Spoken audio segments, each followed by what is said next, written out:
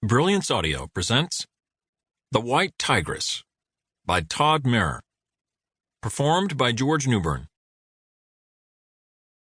I had no work, but I put on my lawyer suit. After Richard had forfeited all my assets, I was left with nothing left worth stealing, but I still double-locked my pad when I left. Force of habit, but being a veritable paranoid Floyd is how I've survived. So far. I caught a downtown express, got off at Chambers Street, and entered the zone. Ever since September 11th, 2001, there's been a heavily guarded no-vehicle zone in downtown Manhattan that encloses certain federal buildings, the courthouses, and the MCC, the Metropolitan Correctional Center. I crossed Police Plaza and went down the alley between the old federal courthouse, the MCC, and the U.S. Attorney's Office, using the enclosed walkways that connected them. The rat mazes of justice. Nowadays, everyone was a rat.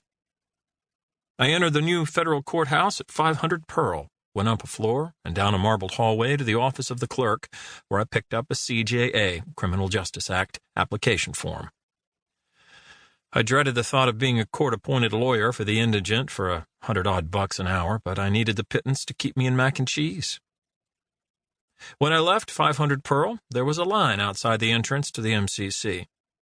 I spotted half a dozen upper-echelon drug lawyers cupping phones surreptitiously. I guessed a big bust had gone down, and a new platoon of clients in waiting had just checked into the jail. A year ago, I'd have been first in line. But today, and forever after, I wouldn't be repping drug dealers. See, I'd relapsed into the original reasons I'd become a lawyer. Standing tall for the very few who are actually innocent and equally for the guilty entitled to legal representation. That's how I'd started my career a lifetime ago, before discovering the wonderland of riches enjoyed by lawyers who repped major narcotics traffickers. Man, I slid into that gig like it was a $5,000 custom-made suit. But sayonara to all that. It was fun while it lasted, but not funny the way it ended. Now I was just another mouthpiece, striving for $1 or $3, as long as it didn't come from a drugstore. Not much money in it, but I'd be recompensed in other, better ways, like sleeping well, like emptying a file into a toilet and watching 100 little blue volumes swirl down the flush. No regrets. Benn Bluestone, ex-extraditionist, recovering moralist. Anyway, because I didn't have anywhere to go, or anything to do, I took lunch at Forlini's on Baxter Street behind the criminal courthouse, a joint left over from the days when the area had been part of Little Italy.